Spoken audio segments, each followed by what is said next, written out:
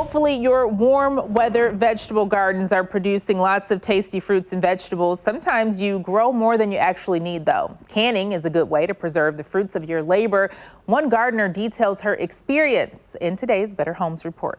There's sweet potatoes, cucumbers, black beans, peppers. Erin Meyer grew up with a garden, so growing her own food comes as second nature. Last year it felt like I just threw things in the ground and they grew, and this year I don't feel like I've been that lucky except for with the cucumbers. She underestimated how well her cucumbers would do, so she planted more than she needed.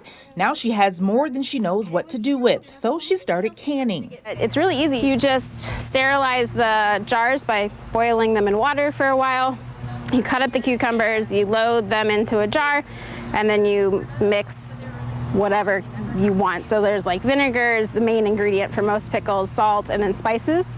You boil that all together and then you pour it on top of the pickles. Erin's been giving pickles away to her friends and family. Jonah Nelson over at the Family Tree Nursery in Overland Park says now is prime time for harvesting. So these are some really nice big jalapenos all producing.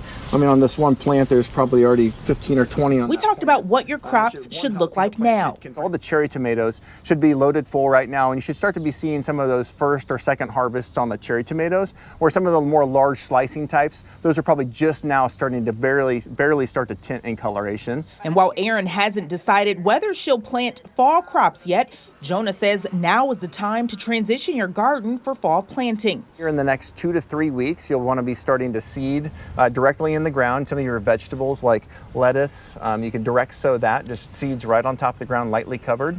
You can do that with spinach, Swiss chard, kale, and then all your lettuces. All right, now, if you hurry, Jonah says you can even plant a late potato crop. It takes about 110 days from seed to planting to get potatoes.